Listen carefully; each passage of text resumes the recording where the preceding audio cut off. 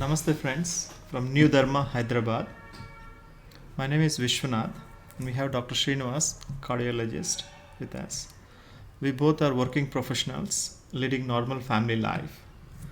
Here today we are to explore the practical aspect of Bhagavad Gita and how we can make sense out of in our day-to-day modern life. So last week we reviewed chapter 1. Today we will do the first 20 verses of chapter 2 since it's a big chapter. So before we proceed, we would like to express our salutations to our Gurudev Satsri. May his grace illumine our minds. Srinivas, we finished last week Arjuna being in deep dejection in first chapter. So how did Lord Krishna deal in that situation? Oh, thanks for the introduction, Vishwanath. So, as he said, our endeavor is to bring the knowledge of Gita from the worship rooms and libraries of normal people and to demystify Gita and to make it more relevant to our normal lives, to our drawing rooms and our offices. So how the knowledge of Gita can be applicable in our normal day-to-day lives. So this is our endeavor, and to make it relevant to our normal lives. So that is our endeavor of these videos. So coming to the first question of Vishwanath, so he said, how did Krishna go about when someone is in dejection? So we ended the last video when we said when we are discussing about the concepts of difference between depression and dejection. We said in dejection, when someone is depressed, for some people light enters their system. That's what we said. That light which enters the system of someone who is depressed is discrimination. So that makes takes the person take a U-turn from depression into dejection, basically. So that discrimination is actually a critical analysis of our problems. When someone is dejected or someone is depressed, what he needs to do is to analyze why this situation is like this, why the problems and circumstances are like this. So why he is in this situation. So that critical analysis of his problems and situations is discrimination. So Krishna's, which is Bhagavan, Lord Krishna, actually started saying that in verse 5, he said, now Arjuna, you are speaking like a wise man. So he first put the context, gave encouragement to Arjuna, and then he started the whole thing. But before we start this, there has to be, in actually verse 7 of chapter 2, Arjuna tells Krishna, I am your disciple, I surrender to you, and please instruct me. So the second chapter started with Arjuna asking Krishna or telling Krishna that I am your disciple, I surrender to you, and please instruct me. So unless there is this acceptance, there is a willingness or there is an opening to receive knowledge, the knowledge is not possible. Especially when somebody is in depression or dejection. When somebody is in dejection, you want to avoid people, you go to a corner, you don't want to see people, so you are just being sucked down, isn't it? So for that person, when he has this discrimination, he needs to go to someone and seeks help and with acceptance and openness. So the Gita started with Arjuna surrendering to Krishna and telling him that I surrender to you, please instruct me. Then Krishna started the whole thing. So what did Krishna open with? So suppose we take an example of, since I'm a doctor, I keep on giving medical examples basically. Suppose you take someone with the joint pain, for example. So when the pain is mild, he goes to a doctor. Doctor says, yeah, this is not much. You can just put some ice and just leave there. So with moderate pains, then the doctor may prescribe a painkiller and some exercises and do with the job. But if the pain is severe and the patient tells the doctor, the pain is so much, I can tolerate this, then the orthopedician gives a steroid injection. So ultimate painkiller which knocks off the pain temporarily, then you can deal with the problems later. Why there is a pain and all that. So Krishna, being the ultimate teacher and doctor, so he gave a steroid injection to the patient. He gave the ultimate knowledge to Arjuna. He gave knowledge about the self, self with capital S, which has multiple selves, multiple other names which we can say synonyms, self or pure consciousness, or you can even say that's God living you, spirit, and all this. You can say spirit. So Krishna gave Arjuna the knowledge of spirit. Actually, it's in 20 verses. So it's between verse 12 to verse 30 of chapter 2, where Krishna or Bhagavan gives Arjuna the knowledge of spirit or soul or Atman. So he started with the knowledge of self. Okay. So I am in deep dejection, right? And someone tells me that I am a spirit, I am soul, I am Atman. Doesn't it sound out of place and out of context? Yes, looks like superficially. When someone is dejection, it appears out of context basically. But again, I'll give you a medical example. For example, I'm a cardiologist. So the commonest patients I deal with are heart attack patients. So it's a common knowledge, when somebody has a heart attack, the heart is on the left side of the chest. But the pain is not on the left side of chest. Pain can be center of chest, on the neck, even a toothache, or the left shoulder. So that's heart related pain, isn't it? So I can have a patient who says I have a pain in my left shoulder, or I can have a patient who says I have a pain in the neck, or even a toothache. So suppose I have a patient who says I have a jaw pain or a toothache. I tell the patient, I take an ECG and tell the patient, do you have a heart attack? That fellow will laugh at me. I have a neck pain or a jaw pain, you tell me I have a heart attack. But I say, this is the actual situation it is. The doctor knows that the actual source of the problem is somewhere else. The manifestation of the problem is somewhere else. The doctor knows. So the solution of the problem may appear to be somewhere else, but that's where disease lies. If you take Arjuna here, the source of his dejection, it is appearing as dejection, but the source of his dejection lies somewhere else. So Krishna started attacking the root cause of the problem. So on the surface, it looks out of context, but that's exactly what needed to be done at that point of time. Okay. Interesting, actually. So how does this knowledge of soul help in this context of suffering and dejection? See, as we said, it actually looks paradoxical, because actually it's a Upanishadic quote. Actually, so even Swami Vivekananda quoted it. It's from an Upanishad called Svetaswara Upanishad. It is said, humans, oh man, you are Amrutasya Putraha, means you are children of immortality.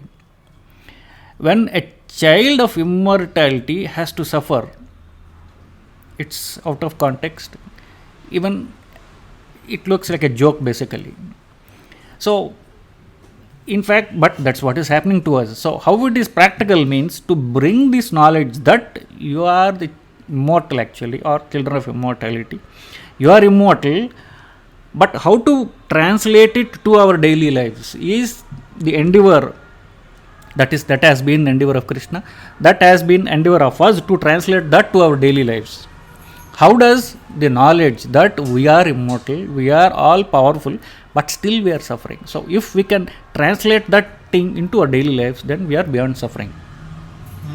That's one thing. Then this is discrimination, isn't it? So Krishna, with discrimination, critically analyzed the problem of Arjuna.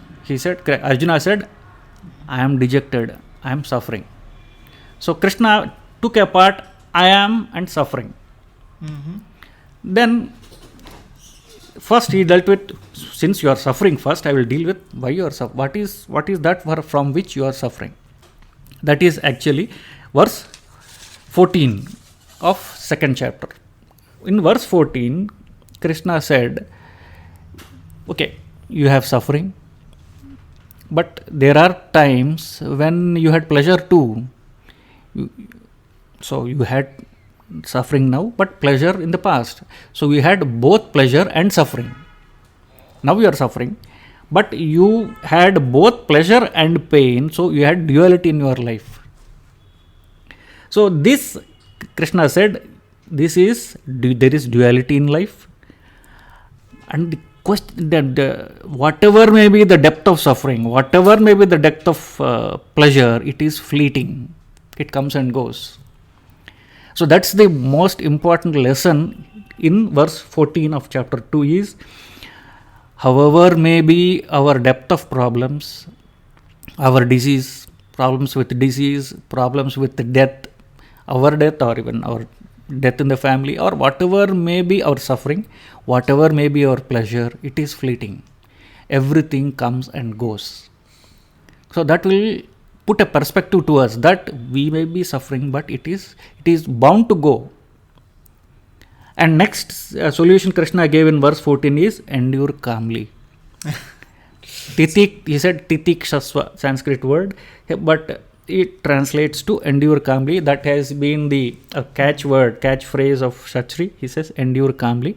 That's what Krishna said in chapter 14. This will solve these two things, like everything is fleeting and endure calmly, both pleasure and pain. So that is the solution Krishna offers Arjuna at this point. That should be our mental mindset in our life basically. You may be suffering, you may have pleasure, but it is fleeting. Whatever may be that, endure calmly. Endure mostly pertains to the painful part, but we don't endure pleasure, but the painful part. So the solution is endure calmly. So you say endure calmly forever. Sounds so depressing. So is there a long-term solution apart from enduring this pain calmly forever?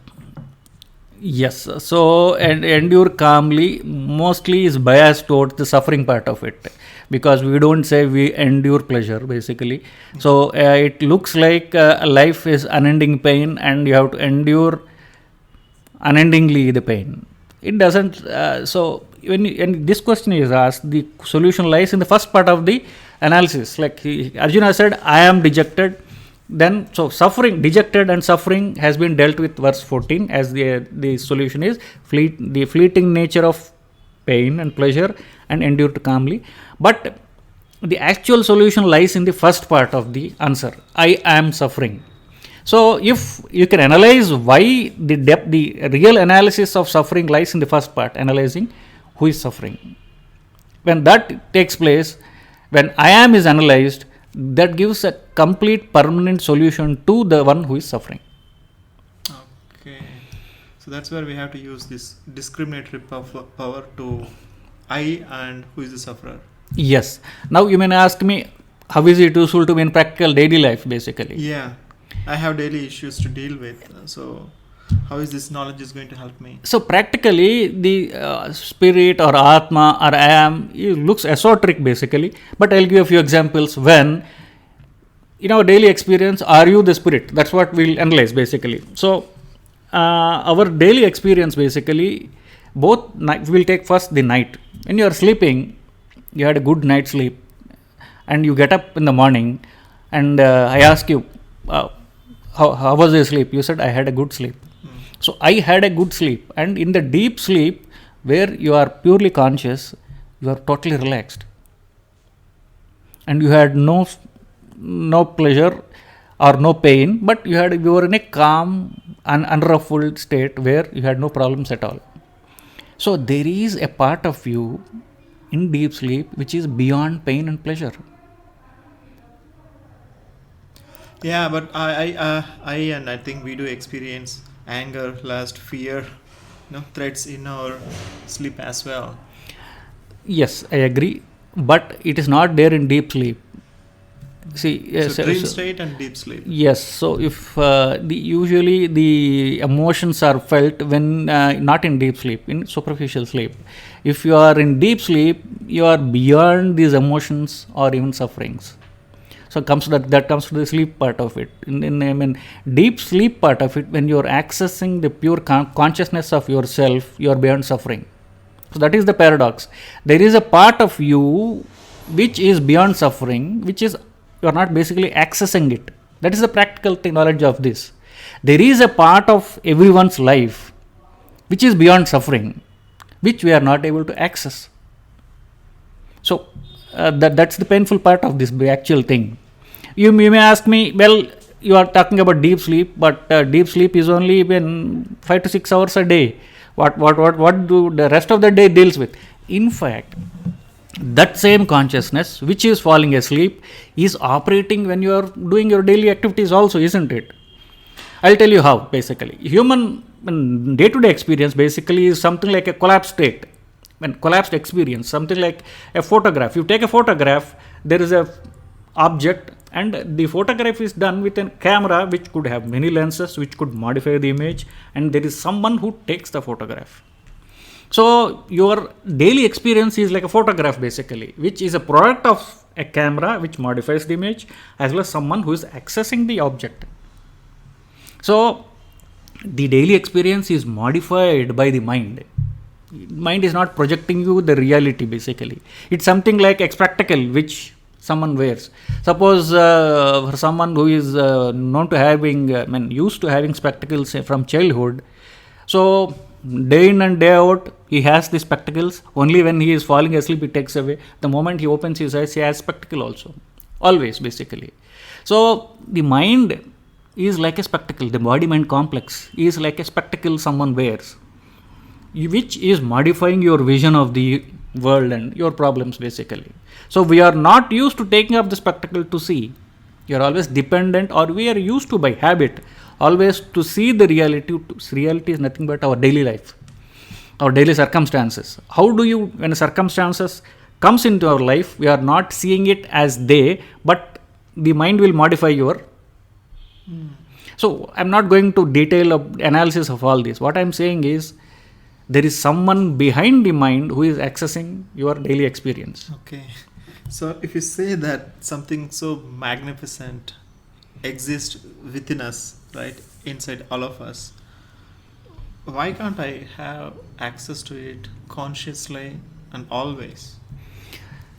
Yes. So when we said there is someone who is behind our daily experience, behind our normal sleep, so there is somebody, some deep part of us who is going through the motions of our daily life. Krishna dealt with this. So that's how we have to come back to Gita, what Krishna said. Krishna dealt with the one who is running our life, our consciousness or our spirit, in 20 verses, from verse 12 to verse 30, where he said, he described the characteristics of the one who is actually our deepest part of ourselves, our pure consciousness, where the characteristics given by the Bhagavan were basically the pure consciousness is eternal. By meaning eternal, it is unborn, it is immutable, means it's unchanging, it cannot die, it cannot suffer, and he also says it's indestructible. So therefore it cannot be wet, it cannot be dried, so on and so forth. But the main things which come out of these 20 verses, exactly 19 verses, is that this pure spirit is eternal, it is unborn and cannot die and cannot suffer. So that is the deepest part of each of us. So that's the paradox, isn't it? Some part of us is eternal. Being eternal, it takes bodies. So the first concept of taking bodies or multiple lives has come from, this is the first where it is mentioned. So because it is eternal, it just keeps on changing the bodies. So that is accessible to each of us, that is present in each of us. So inability to access this is the real sad thing. Is it modern day science can prove it, or this is something beyond that? Let us take about science or whatever. See, your experience should be your reality. Your reality should be based on your experience. Correct. So we analyze our day-to-day experience and our night experience. When you sleep, basically, your experience tells you that there is something deep inside you which is unchanging. Okay. Oh, correct. So what you're saying is not necessarily so much objectivity, it's all about subjective experience, because that's also our existence. That is the root cause of all suffering, right? Because pain is always subjective. Okay, let me put it in a different way, basically. So, when were you born, Vishwanath? I was born in 1980. Okay, so how do you know? My parents told me. Yes. So, our premise of this discussion is your reality should be based on your experience, isn't Yeah, it? yeah, I need to- Your learning should be what you experienced. All the other things is programming by the society or whomever. So you didn't experience your birth. Correct. Somebody told you.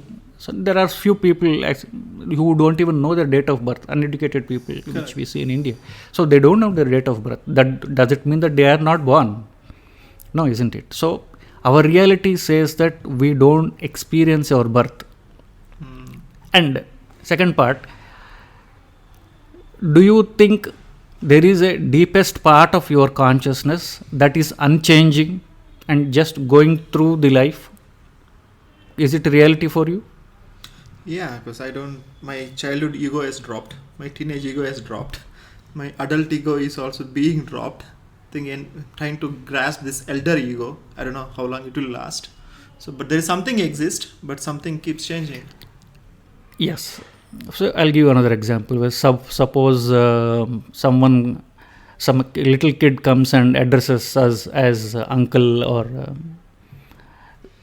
or auntie for a lady, or if you are slightly older, maybe slightly older than me, if someone some child comes and addresses me as grandfather or something like that, I'll get hurt, isn't it? Some part of most human beings is hurt when somebody addresses them in an elderly way, because some part of them is never changing. They don't really believe that they are aging. When somebody says you are aging, it is an insult for most Based people. on external appearance of the body, Yes. not so much inside. The deeper experiencer is beyond aging, beyond time. Yeah. He doesn't believe he is aging. So experience tells us, going back to our first thing, you didn't experience your birth. Deepest part of us is not really changing or aging or timeless. When you are not sure you are born, when you are not aging, how can we die? So that brings my question, right? This fear of death is all pervading. I do have it. I have so much couple of decades left, and I want to accomplish. So maybe death may come. I'm sure, being a doctor, what's your experience says when patient approach with fear of death? Most human beings have this fear of death. They may, being a doctor, people may tell me, confess to me, but most people live in a fear of death and disease. But just as we discussed now, their own deepest experience tells them they are beyond birth and death. This knowledge is accessible to everyone, isn't it? They need to just realize that they are beyond birth and death from their own experience. This is called as unconscious living. They are not consciously living their lives. If you can bring consciousness to their own experience, they realize that their deepest parts, which is beyond suffering. This is what Krishna said. So when Krishna threw light on the deepest part of Arjuna, which is beyond suffering, which is beyond birth, change and death, his suffering disappears. This is not foreign knowledge which is put into anyone's minds, isn't it? It is your experience and my experience. Right. We need to remind ourselves, at least till we experience that. Experience comes in subsequent chapters, basically. At this point, intellectually, if you can position yourself or analyze your problems critically, and that experience, who is the experiencer who is beyond suffering, If you can put your attention on the experiencer who is beyond suffering, suffering disappears. Okay. So this is an esoteric knowledge, isn't it? This is everyone's, and if everyone can access that deeper part of themselves, both while awake and they are asleep. Yeah. No, intellectually it does make sense from where we begin from rejection to, with the help of this discriminating faculty, to come to a point where we can start. So what would be the subsequent next thing that would come in this chapter? So we have started chapter 2. Chapter 2, the main concept is the concept of soul, the spirit, pure consciousness, which can also be called as God, meaning God is living our lives. We say God is living through each of us. So this is the main concept, initial starting concept of chapter 2. Subsequently, it goes into a major concept which Bhagavan introduces us, that is a person who is perfectly balanced in life, which is called as Sthita Prajna. Sthita is balanced, Prajna is intellect. What is the characteristics of someone who is perfectly balanced in life? That comes in subsequent verses of chapter 2, which we will deal with it in probably next video. Okay, then with this I think I'd like to thank you, and I also thank you audience. Next week we will see stable intelligence, Sthita Prajna. Thank you. See you.